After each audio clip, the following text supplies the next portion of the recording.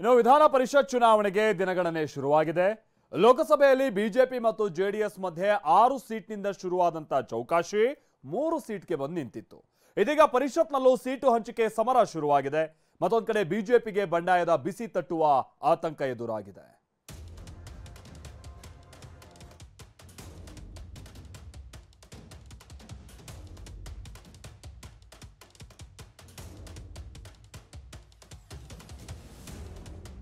BJP JDS ಮಧ್ಯೆ ಮೇಲ್ಮನೆ ticket ಮೇಲಾಟ.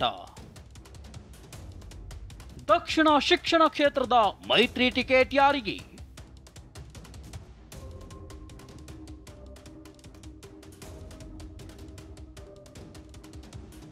June 3ರಂದು ವಿಧಾನ ಪರಿಷತ್ನ 6 ಸ್ಥಾನಗಳಿಗೆ ಮತದಾನ ನಡೆಯಲಿದೆ. ನಾಮಪತ್ರ ಸಲ್ಲಿಕೆಗೆ ನಾಳೆ ಕೊನೆ ದಿನವಾಗಿದ್ದು, ಇವತ್ತು ಮಹತ್ವದ ಬೆಳವಣಿಗೆ ನಡೆದಿದೆ. ದಕ್ಷಿಣ ಶಿಕ್ಷಕರ ಕ್ಷೇತ್ರ ದೋಸ್ತಿಗಳಾದ ಬಿಜೆಪಿ ಜೆಡಿಎಸ್ಗೆ ತಲೆನೋವಾಗಿದೆ. ದಕ್ಷಿಣ ಶಿಕ್ಷಕರ ಕ್ಷೇತ್ರಕ್ಕೆ ಅಭ್ಯರ್ಥಿ ಘೋಷಿಸಿದ್ದ ಬಿಜೆಪಿ ಬಳಿಕ ಕ್ಷೇತ್ರವನ್ನ ಜೆಡಿಎಸ್ಗೆ ಬಿಟ್ಟುಕೊಟ್ಟಿದೆ. ಆದರೆ ಬಿಜೆಪಿ ಇದನ್ನ ಇನ್ನೂ ಅಧಿಕೃತವಾಗಿ ಘೋಷಣೆ ಮಾಡಿಲ್ಲ. ಹೀಗಾಗಿ ನಾನೇ ಅಭ್ಯರ್ಥಿ ಎಂದು ಹೇಳುತ್ತಿರುವ ಬಿಜೆಪಿ ಘೋಷಿತ ಅಭ್ಯರ್ಥಿ ನಿಂಗರಾಜೇಗೌಡ ಇಂದು ನಾಮಪತ್ರವನ್ನು ಸಲ್ಲಿಸಿದ್ದಾರೆ. ನಿಂಗರಾಜೇಗೌಡ ಹೇಳುತ್ತಿರುವ ಪ್ರಕಾರ ಇನ್ನೂ ಬಿಜೆಪಿ ಕ್ಷೇತ್ರವನ್ನ ಬಿಟ್ಟುಕೊಟ್ಟಿಲ್ಲ. ಮತ್ತೊಂದೆಡೆ ಬಿಜೆಪಿ ಕೂಡ ದಕ್ಷಿಣ ಶಿಕ್ಷಕರ ಕ್ಷೇತ್ರದ ಬಗ್ಗೆ ಇನ್ನು ಮಾತುಕತೆ ನಡೆಯುತ್ತಿದೆ ಎಂದು ಹೇಳಿದೆ. ಇಲ್ಲ, ಖಂಡಿತ ನನಗಿರೋ ಮಾಹಿತಿ ಪ್ರಕಾರ ಭಾರತೀಯ ಜನತಾ ಪಕ್ಷ ಮತ್ತು ಜೆಡಿಎಸ್ ಪಕ್ಷದ ಎನ್ಡಿಎ ಮೈತ್ರಿ ಅಭ್ಯರ್ಥಿಯಾಗಿ ನಾನು ಇರ್ತೇನೆ. ಬಿಜೆಪಿಯಿಂದ ನಾಳೆ ಬಿ ಫಾರಂ ಸಲ್ಲಿಸಿ. ಆದರೆ ಬಿಜೆಪಿ ಮತ್ತು ಜೆಡಿಎಸ್ ಮೈತ್ರಿ ಅಭ್ಯರ್ಥಿಯಾಗಿ ವಿವೇಕಾನಂದಾಗಿ ಬಿ ಫಾರಂ ನೀಡಲಾಗಿದೆ. ಹೀಗಾಗಿ ಮೈತ್ರಿ ಅಭ್ಯರ್ಥಿ ಯಾರಾಗ್ತಾರೆ ಎನ್ನುವುದು ಕುತೂಹಲ ಮೂಡಿಸಿದೆ.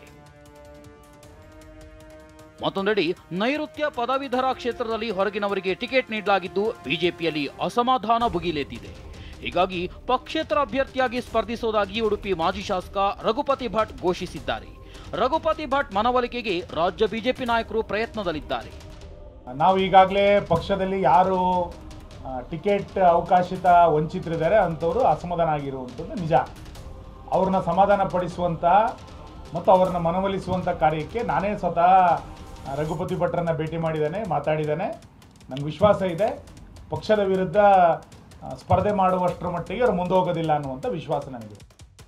ಒಟ್ಟಾರೆಯಾಗಿ ಕರಾವಳಿಯಲ್ಲಿ ರಘುಪತಿ ಭಟ್, ಇತ್ತ ಮೈಸೂರಿನಲ್ಲಿ ಬಿಜೆಪಿ ಘೋಷಿತ ಅಭ್ಯರ್ಥಿ ನಿಂಗರಾಜೇಗೌಡ ಮತ್ತು ಜೆಡಿಎಸ್ ಟಿಕೆಟ್ ಆಕಾಂಕ್ಷಿ ಶ್ರೀಕಂಠೇಗೌಡ ಇಬ್ಬರು ಪಕ್ಷೇತರ ಅಭ್ಯರ್ಥಿಗಳಾಗಿ ಕಣಕ್ಕಿಳಿದ್ರೆ, ದಕ್ಷಿಣ ಶಿಕ್ಷಕರ ಕ್ಷೇತ್ರದಲ್ಲಿ ಬಿಜೆಪಿ ಜೆಡಿಎಸ್ ಅಭ್ಯರ್ಥಿಗೆ ಸಮಸ್ಯೆ ಎದುರಾಗಲಿದೆ. ಕಿರಣ್ ಹನಿಯಡ್ಕ, ಟಿವಿ9 ಬೆಂಗಳೂರು.